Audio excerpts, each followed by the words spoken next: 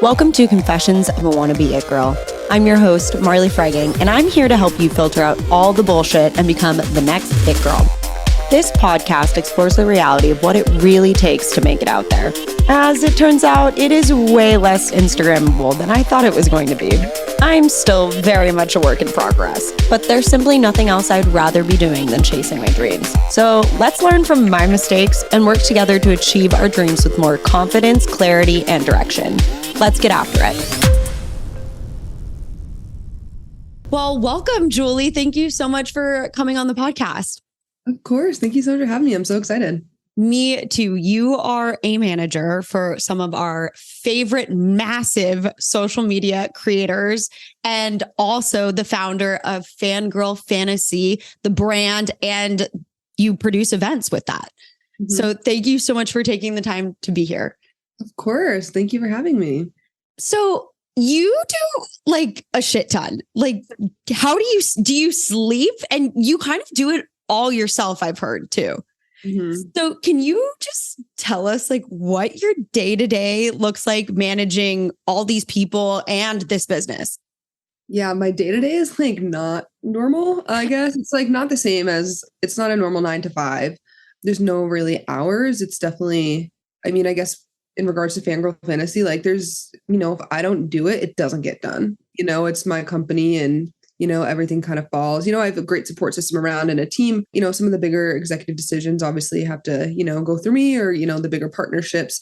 But yeah, I guess my day to day is really checking emails the first thing I wake up because I am on the West Coast most of the time, making sure I'm up for East Coast hours or, making sure I'm on those calls that need to be, because if I wake up at 9 a.m., it's noon on the East Coast. Like that just, so I'm up and at it by 6:37 every morning, ready to go. And yeah, I guess just, emptying out the emails, writing my checklist of things I need to go through. Do I have calls for XYZ? Do I have, whatever that looks like? And then, going through and making sure, okay, now I don't have calls, but does this client have a call? Does this client have a call? And making sure, they know what their schedule for the day is on top of what my schedule is for the day. And Friday through Monday, I'm usually on the road or I'm just getting back from the road on Sunday night. And so just, a lot of we're into sleeping, airport travel, and, working at airports and things like that. But I'm super fortunate. I've done the 9 to 5s. I've done all that and it's not for me. And so it's like me working 24/7 or me,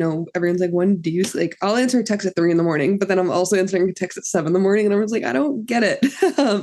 But that's normal. Like, it's like, if you ask any friends, it's like kind of like the life that makes sense for what I have. Yeah. I'm not really like a wake up, go get my coffee and like go and sit at a desk at 8 a.m. and then, clock out at 5 p.m. It's just kind of not really whatever I pictured for myself. But yeah, I love it. I'm super fortunate that also my schedule is whatever I make it.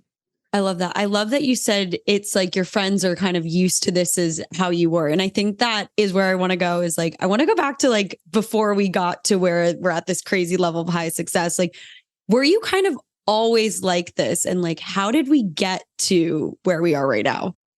Yeah. I mean, I think as soon as I hit college, I've always worked like so many jobs. And especially when I hit like the 18 mark and I was allowed to like work shows or work whatever. And, you always have to be 18 or, start, applying for an internship here or this or that. I was always doing that, going to school in college, commuting and working at the radio station, as well as just, I think I worked at a dog groomer's. I was also coaching basketball. I was doing like 100 things at once just because I love it. I love to be busy and I love to just keep going. I don't know. It's fun. It's like, I want to live a fun life. And I also knew the career that I wanted was in entertainment and I didn't have like a handout or I didn't have anyone in the industry to help me. It was just like, figure it out or you're not going to do it. So, but yeah, I mean, where I am is like, if you ask any of my friends or even the people that have been with me since the beginning, it's like, not really. They're like, yeah, you hanging out with TikTokers makes sense. Right. So let's go back to that. Like did it start with the Jonas Brothers? Like, where did you establish your like love for this kind of world? Yeah, the Jonas Brothers. Even to this day, they have a chokehold on me that I don't know why. There's days I'm like, do I even like them? And then I see them like, oh yeah, like it's album release week for them this week. So it's the album comes out on the 12th. The day just announced tour. The tickets went on sale today. So like I'm in it still at 28 years old as I was when I was 14. But now you have money. Yeah, now I can actually go and support it. And it's actually like, research for work, which is fun. Yeah. But definitely the Jonas Brothers, going to shows nonstop, like every summer whenever they're touring. And then I just met a ton of friends, waiting for them at concerts or, traveling to New York when they were doing press. And even some of my closest friends to this day, I've been friends with them for like 12 years, which is crazy, or because of the Jonas Brothers. But even besides that, like, Taylor Swift, Demi, Justin Bieber, like I haven't missed a Justin Bieber tour since he started touring in 2009.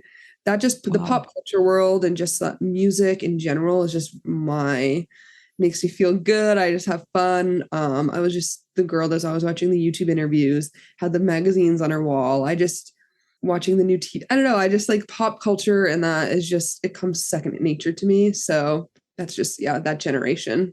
Right. So it's like it is and was and still is very much like a passion. And like, did you realize when you were like starting to go to all these events and making friends, you were like setting the foundation of like networking? No, not at all. I think when I got a little older, and I was like trying to be a professional and, work when I started at the radio station, this and that, then I really was like, all right, so like that person does this and this does that. Like I need them to know like I'm here. So not until I got a little older, but like when I was like meeting like my friends, not at all. I had no idea. Did a lot of your friends end up like doing similar things, or like are they involved in the industry, or were you the one who really went the industry way? My like fans, like my friends, yes. friends who are like in the fan world. Yes. A lot of them are in like either like digital marketing, or some of them are in the entertainment, some of them are in influencer space, the radio world. Yeah, there's like definitely friends that kind of all followed the path. I definitely think even with our generation of coming up on social media, like I think our age bracket is really like the digital marketing, whether that's for in the entertainment world or a brand or whatever that looks like. I have a lot of friends in that space. And like, where did you get your, I think there's a really interesting distinction between consumer and creator. And you kind of are both. You are somebody who completely understands being the fan and what it is that makes people love it and like need to breathe it through their pulse. But you also understand the other side of it, the like industry marketing side. How did we get here? Yeah, I mean, I guess I was always like radio, like that was like the dream for me. And not to be on it, but just to work in radio in the like booking guests and just in the marketing department. Always the one that was like entering all the contests, like showing up to like the stations when you knew like an artist was going to show up. Like there's so many, like I have so many photos with artists outside of all the like local radio stations in Boston. And then to like fast forward like 4 or 5 years later and I'm like working there, and then like I'm the one with the artists and the fans are outside. It's like really full circle. But yeah, I was like always like listening, the morning shows, the radio concerts. It's just like what I loved and like the environment. And then I got into radio when I was about just turned 20, working part-time in the marketing department at CBS Radio at the time, and really just kind of made it where I just like wouldn't leave. Like I just made it where we're like, Julie, go home. We don't need to work anymore. I was like, yeah, but like I can go get this for you, or like who needs a ride? Like I'll drive you. I just really was just the person like, and you like Tanya she was my boss at the time and still like my mentor. She's like, wait, you're still in school? And I was like, yeah. She goes, you've been here every single day, Monday through Friday. I was like, yeah, it's fine. Like, I'm learning more here. And to the point where she's like, I need to see your class schedule. She was like, if you are here when you have class, like, we're going to have a problem. And I was like, all right, fine. But I was learning more at the radio station, and it was what I wanted to do. And I was like, well, I already have a job in the, like, in the industry of what I want. Why do I go to school? And so that's really when I just kind of learned the back end of like everything, like on what on air looks like, how the music, the certain songs are played, with the label reps when they came in, like, well, why is this artist coming through? Learning kind of the deeper end of like a promo run, and when a song is coming and pushing, and smaller artists, meet and greet, just like that whole back end of radio. And then I was there and I was like, wow, I think I really want to work in a record label. So then I moved to New York, I think the following summer. So I've been in radio for a year and a half, got an internship at Atlantic Records, and I hated it. I despised it. It was like the job that like after I was like, this is what I want to do. This is like it. And I was just like, I don't think so. Cause it's, it was a lot of, and you got to put it in the work. And I know that, but it was a lot of desk work, answering phone. And like, I am definitely like moving and grooving. And that's what I was doing at the radio station. I was at the events. I was running around here. I was like, all right, maybe this isn't, the vibe that I want, which is fine. And I moved back and to Boston, and I was just doing, more radio stuff, picking up some freelance things, running some social media accounts, like all that fun stuff for other clients. And then it all ties in with the influence world. And Vine was huge, and the Magcon tour, which is Cameron Dallas and Nash Greer, Jack and Jack, and all those, the OG like Vine kids and social media. They were on a tour called Magcon, and they're coming to Boston. And I was like to our bosses and digital team, I was like, we need to do something with these guys.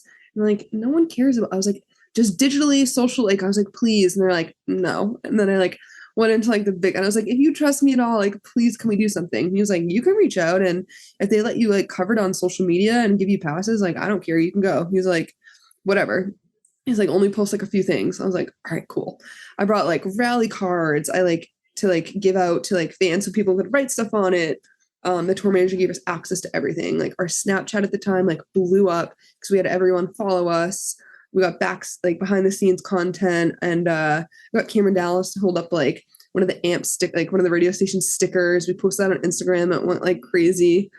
And so then I just like kept that contact, and then it came through for like another tour, and then we booked them for like the talent like on air was like, wait, no, we should be doing something. Gave them their first like interviews on air, like ever. And so I was kind of that girl now. It's like, all right, like she didn't even ask us for anything. She just said, here's an interview. And then I like reached out to the tour manager. I was like, I would love to go on a tour. Like, I would love to like be involved. Like, if you guys have anything, it's all right, I'll keep you in mind. Next summer, they emailed me and like, hey, we're looking for someone to run our VIP meet and greets. Are you interested? I went on tour for like 3 weeks and, met all those guys. And while doing that, when we were going to these cities, I had radio connections. So then we do some radio stops. And I was like that person that was just like booking them for their first radio interviews. And then, yeah, it just kind of escalated from there, and just kind of doing like these random like Playlist Live and like those social media conventions. I was just going down and working freelance for them just because now I had a relationship with the talent, but they also knew I had industry experience, and I wasn't just like a random person that, trying to come in. And then was working in radio 2020 at a sports station in Boston, running the events for 98.5 The Sports Hub. COVID hit, and at this time, I'm trying to like time it out. So 2019, I'm at the sports station, and then I also was like coming up with the idea of Fangirl Fantasy while working at the radio station.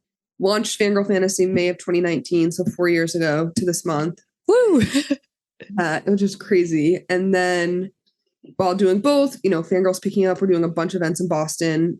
Then we went to New York at the end of the year, and then we're in Rhode Island, and we're just like, oh my God, this is crazy. And then it's beginning of 2020, COVID hits. So like Fangirl kind of goes on pause. I started a podcast just to keep some traction, just to, keep the branding up. Furloughed from the radio station until September of 2020. And then I was laid off completely from March to September, just because events, understandable, budgets. And then I got a call in October, and it was like, hey, there's this content house in LA that's creating, like, we need help. Are you interested? And I was like, I don't really know. Like, what if, Fangirl Fantasy? Like, I didn't really know where to go, but we also didn't know who was going to come back. And they're like, come up for 2 weeks. If you like it, great. If you don't, no hard feelings. Good to good to go. I went out and I basically never left.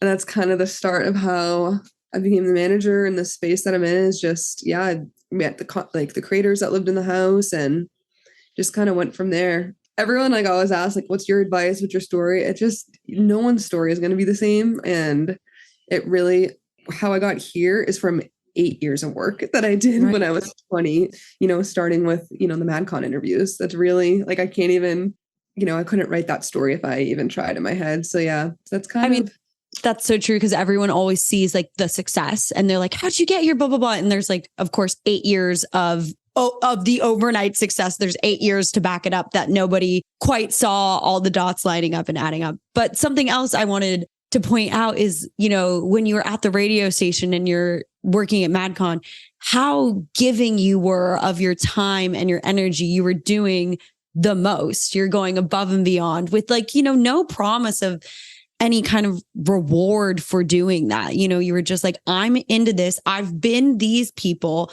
I know these people are going to blow up and will do significant things. And you're really just giving so much time and energy. And, I think some people can be timid to, go out of the loop, or go out and make a bold choice to, DM them or whatever you did to get the passes and just take the time. So that's something I think that's super important for entrepreneurial people is do the ask and go above and beyond. And, like your boss said, I need to know your class schedule, but you're like, I'm learning here. It's really important to notice that going the extra while you're stepping on your way up will make the difference, A, in how you carry yourself, but B, in the people you're going to meet. Absolutely. I always say too, is ask, because what if they say no, then you're in the exact same spot you were in before you asked. But if you ask and they say yes, then you're one step closer. But asking and making sure you're doing it in the correct way and professional, and there's always a way to handle yourself. If they say no, you're literally in the same spot you were in if you didn't ask, So I just think you'll never know if you don't take that shot. Then there's something else I I'm so curious, because you knew what it was like to be a fan and how to take care of the fan experience, but you also knew how to get these people out in the right way. What was the way you communicated to the fans and the talent of how are we going to get the most out of particularly these I'm thinking about live events like the VIP meet and greet? Yeah, that was so crazy and so surreal, because I also as the fangirls, how to pull some fast ones. And so I also was the one that was wrist spanning and handing out. And I was none of these people are gonna pull a fast one and sneak in. But then I'm also no, I would love that if one of them tried to sneak into this meet and greet. That means you're smart. Yeah. And I'm but they're not gonna get it pulled on me. I had so much fun, especially that first tour of it was, and it definitely skewed younger, teenagers, a little younger with their moms and dads coming. And I know how expensive those are too, and the experience. And so I would just, when I was wrist banding, I was just starting conversations, and I was who are you excited to see? This, not oh, he's my favorite too, or whatever, making that small talk. But I really think even take away the meet and greet, when you go to, we were going to malls, on the days off, we're at Six Flags, and I would just, we'd get off a ride and it would be mobbed. And so I would always just be we will take a photo with you guys if you guys cannot follow, let us go into the next ride. And so I would just be a human with them and understand is we will give you what you want, but then work with us here on this. But, and then also some of my favorite is just this one girl, they came late and they missed the performance of someone they really cared about. And so I got the opportunity to grab her and the mom and had them meet him, meet that person. So things like that I just know how it feels, to be on that other end. I just would really take the moment to be all right, how can I make this, situation better, or what's gonna, so yeah, just those little moments of being yeah, I've been there. I just want a photo with them, or, and I'll leave you alone, or just acknowledge us. And also having conversations with the talent and the creators and just being we would not be able to have a day off in Six Flags in this city if these people aren't viewing and commenting and buying tickets to this and that and your merch. So just, again, just being human and just having, but also realizing they were teenage boys that don't understand what's going on, and that, then these are also young teenage girls that have crushes on these guys that I get it. So just seeing both sides of it, and just at the end of the day, it's all about safety too. Mm-hmm. And just making sure that, nothing in that, regards is wrong. Besides that, if no one's hurting on each other, or, it's just all fun. It really is. Oh, I love how just you are so empathic to both sides of this thing, because I think you work in these people that you represent. You also have established such amazing relationships with. You genuinely seem you're in charge of them on some level, but you seem like their friend too. But also you really understand, what it's like to be the fan. So you have such a lovely balance, and just love how empathic you are to people who need they need this experience, and you get it. It's funny. It's two of my clients, whenever we're out shopping or at a mall or whatever, I always know when there's a fan. I'm like, oh, and so like I'm like, they want to take a photo with you, but they're too scared. They're like, how do you know? I was like, they did. I was like, I promise you. I And have like, the spidey sense for it. we're not gonna go ask them this, but if they actually are, and I was like, and then so I'll just go up. I'm like, we're in a Target. I'm like, do you want a photo with them? They're like, yes. I'm like, okay, come on, like just like things like that, because like they're just like, especially like the middle school girls are like just like taking a photo, or they're just like giggling, and I'm like, they're never gonna go up to you, and you're never gonna go up to them. I was like, I will just be the middleman and just think, do you want a photo? Like I always know, and everyone always laughs. Like, how did you spot them? And I was like, you can just tell. You just know. So I want to go a little bit into Fangirl Fantasy. So like, tell me about like how you had the idea to make these events, how they have absolutely like blown up, and like you're going to all these different cities. Yeah, I mean, I guess being in the radio world too, like, all the on-air jocks were DJs. I was just like living in nightclubs when I was like 18, 19, 20, 20, like just like working with the DJs.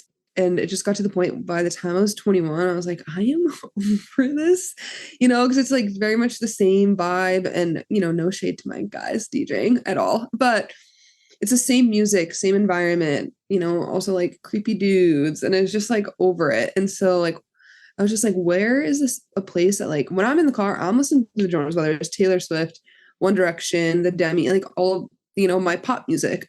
Not a single, art like club, bar, anything is playing that unless you're, in control of whatever, the playlist or Mhm. something like that. And so I just like brought it to a few of my guys, that are DJs and in nightlife. And I was like, I have this idea. What are your thoughts? And they're like, that is your lane. They're like, we're not in that lane, but we trust you that if you think this is a good idea, like try it. They're like, I was like, all right, well, like, what's the next step? And so they're like, all right, let's find you a bar that, is kind of slow or like needs, help to drive people in. And that's kind of your first step. And so that's really what we did is we found just a bar in Boston that like, didn't have a lot of clientele. And they're like, all right, whoever you can bring in, like, that works. And I brought in the DJ and we just kind of had like a basic like Fangirl Fantasy night. It was just like it was very broad. It was like NSYNC, Backstreet Boys, Avril Lavigne, like Demi, it was like, everything. It wasn't like super specific. And I marketed it also like to be on my birthday. So then all of my friends that would like come out for my birthday anyways that might not come, they're like, all right, well, we're gonna go because it's so I was very specific like how I marketed it. And yeah, that's really kind of how it took off is the first one. And then the next one was girls and pop music, Ariana Grande, and we did it after the Ariana Grande concert at the TD Garden, because so everyone's already out, and so then come here after for the post party. Yeah, it was just kind of like that, and then it's like that was like through the summer of 2019, and then October of 2019, I just did strictly Taylor Swift because I was like, all right, she's Gillette Stadium, and this is like obviously Taylor's always been a superstar, but like the past 4 years is like really when this chaos has kind of come about. But I was totally like, agree. Taylor is Taylor. And so we did it at this bar, a different bar. It's 2 floors, it's like 350 people, and we sold it out like 3 weeks in advance. And I was like, what the heck? Like I was like, all right, cool. Like my gut instinct of like other people wanting this besides my friend, like me, my friends, is like a thing. And then we did a One Direction Jonas Brothers night the next month. And it was just like my first like investment really in the company. I like rented out a music venue. So I put a lot of money into it, and I did just like other things that like, just like, I had a little money now from the Taylor Swift night that I'm like, all right, I can, do this. And we sold it out 550 people. And I remember I was like, oh my God, like what the heck? And then after that, like a venue in Rhode Island reached out, a venue in New York, like, yeah, we'd love to have you. And I'm like, what? And then, yeah, it just kind of escalated from there. And then, obviously COVID hit, and I just kept up with like, social media and this and that. And we were the first ones to be doing it. And then obviously COVID kind of hit and some competitors came out, which is fine. And yeah, I just made sure that, once, it was safe to do so, that we were ready to rock post COVID and post events and stuff like that. And it's just kind of taken off ever since. You have such a gift for like fandom, and like, do you study it? Cause like, now we're like a little bit older, like there's going to be new things, I think about K-pop and like how they have fandom. Like, do you just like look at that and like can tell what's going to hit? I'm just paying attention. Like, I know that sounds silly. I just consume a lot of content. Like I love it. Like grew up on social media. Like, I don't know. I really do enjoy it. And I love to know like what's the top songs on Billboard and, like I'm always paying attention to like what artists are doing, what shows and venues. It's genuinely second nature to me. Like I really like when people I'm like, oh my God, I can't believe that artist is doing that. And that one's opening. Like, I don't know. That kind of stuff is just really, it's really easy for me. And I like can't even explain it, but, and I just enjoy it. And I think it's just because I've been doing it for so long and like, it's just so fun. And even like TV shows and stuff, like I'm always caught up. Like I always like caught up on the newest shows. Like I just always want to be in the know. I always want to know like, all right, well, that actor is nominated for an Emmy. Like I've never even seen that show when he's nominated. Like, why don't I know who that is? Like things like that, especially in the space that we're in. Mm-hmm. I just in like, especially in LA when I'm at events, meetings, like I always just want to be educated. And I just never want to be in a room and like feel like, oh crap, I don't know that. And that's like, it's not like a math or science quiz that you like have to know. It's just like, oh, that's just like if I did my homework, I would have known that. So I just think that's also the way it is like you might not be the smartest person in the room, but you can always know what's going on if you're paying attention. And that's kind of really just how I think about it. I love that because I hear all the time from, people that they don't watch TV, but they want to be an actor. And I'm like, that is shooting yourself in the foot. How could you not know what the current style is, what's popular in the tone? Like dark comedy is really popular now. And like, we have this total mix of drama and comedy. And like, if you don't know that and can't speak about, who's creating those shows and whatnot, like how can you say you want to be part of this industry? And I think that's so important for anybody who wants to be in any sort of industry is like, know your shit. Like, without better way to explain it. Like it's so, yeah, even like right now is like, I'm watching like Succession's my favorite show right now. Like, me too. Like I'm on Succession TikTok, Succession Twitter. It's my whole, like, and I'm just giggling to myself looking at my phone. But then also Queen Charlotte is like the #1 show on Netflix right now.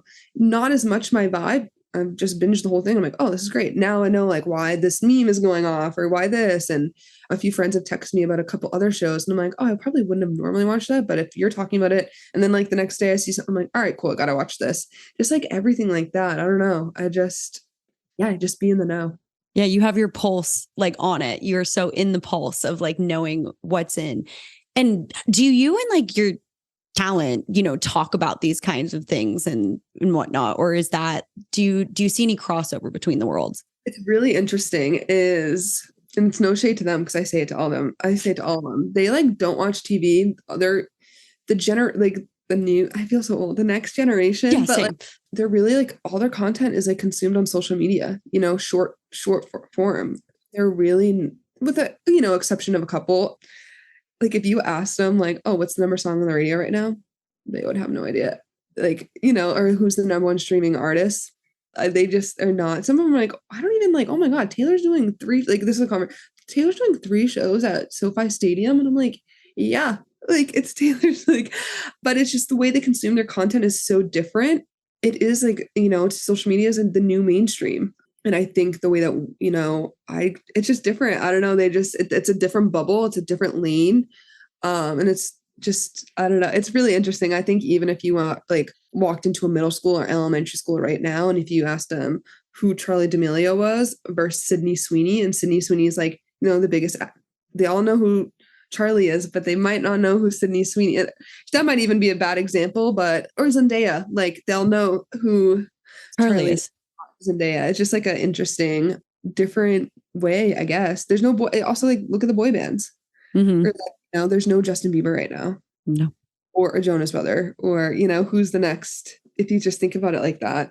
Yeah, that is so wild. And you've taken something that you are so insanely passionate about and turned it into streams of income and a career. What's your best advice for somebody who wants to get out there and make their passion their career? And like, what's your advice for building that network on the way?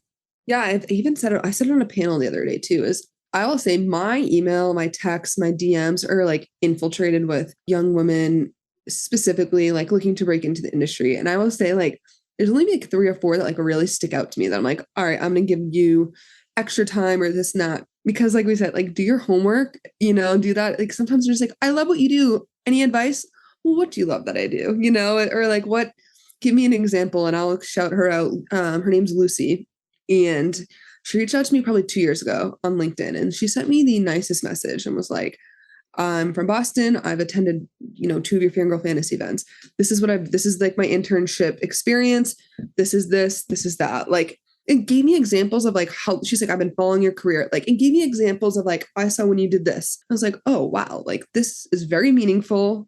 Like, I can't believe someone's like paying attention, like, just things like that. And she's like, if there's ever a time that you are looking for help, this and that, she says, I would love to be involved.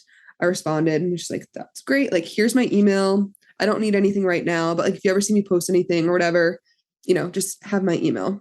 I think almost 6 months later, I posted something, was like, hey, looking for someone to help me sell merch in Boston. She emailed me and she was like, hey, I don't know if you remember me. And I hired her, obviously. I was like, of course. And so she was the person I hired. She's now worked for me like 3 or 4 times.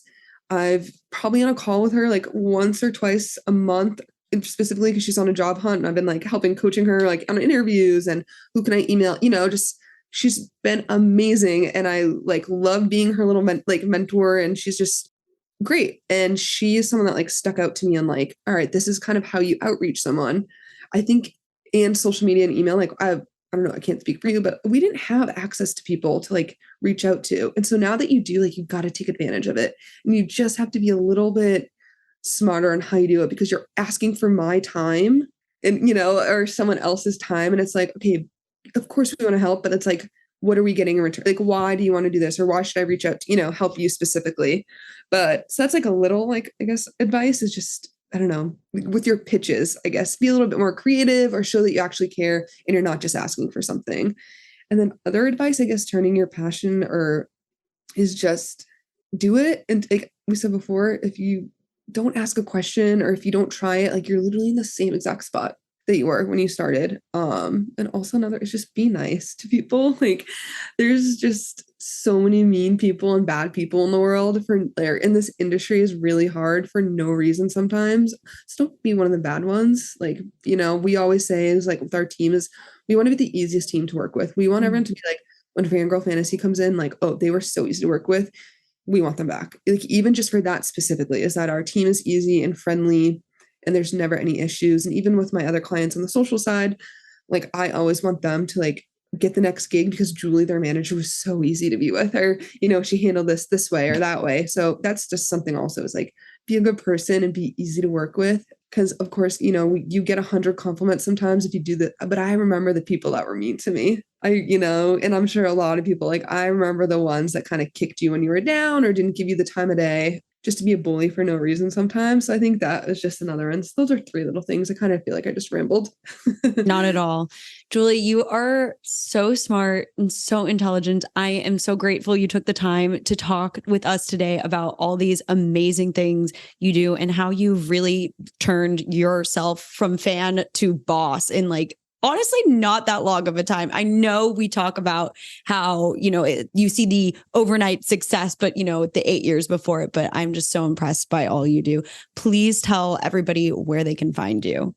My personal is for all socials is Julie_Russell. And then for Fangirl Fantasy, Instagram is Fangirl_Fantasy, and Twitter and TikTok is Fangirl Fantasy 1. Love it. Thank you so much again. Thank you so much. It was so much fun.